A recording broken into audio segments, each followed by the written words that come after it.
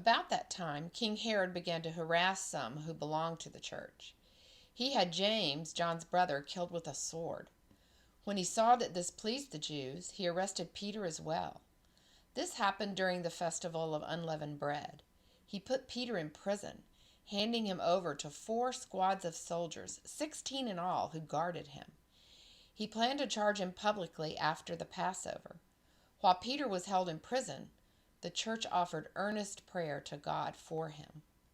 The night before Herod was going to bring Peter's case forward, Peter was asleep between 2 soldiers and bound with 2 chains, with soldiers guarding the prison entrance.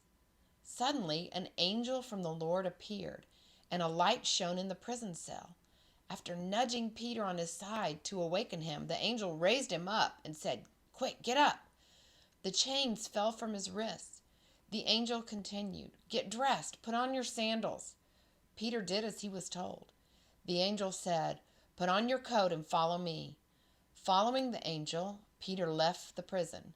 However, he didn't realize the angel had actually done all this. He thought he was seeing a vision. They passed the first and second guards and came to the iron gate leading to the city. It opened for them by itself.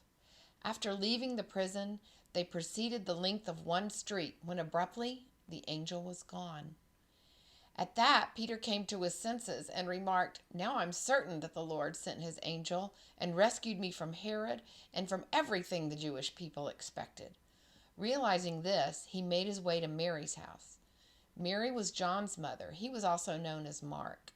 Many believers had gathered there and were praying.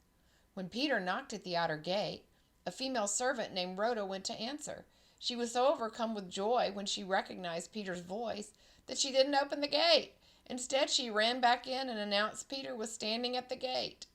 "You've lost your mind," they responded. She stuck by her story with such determination that they began to say, "It must be his guardian angel."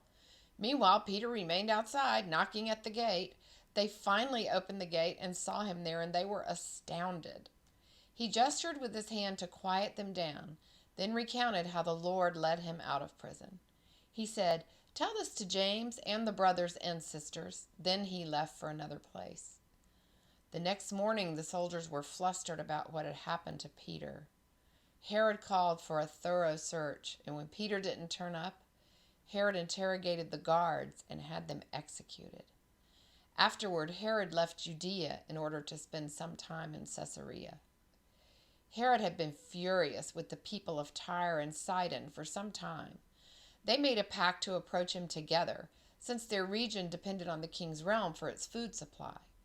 They persuaded Blastus, the king's personal attendant, to join their cause, then appealed for an end to hostilities. On the scheduled day, Herod dressed himself in royal attire, seated himself on the throne, and gave a speech to the people. Those assembled kept shouting over and over, "This is a God's voice, not the voice of a mere human." Immediately, an angel from the Lord struck Herod down because he didn't give the honor to God. He was eaten by worms and died. God's word continued to grow and increase. Barnabas and Saul returned to Antioch from Jerusalem after completing their mission, bringing with them John, who was also known as Mark.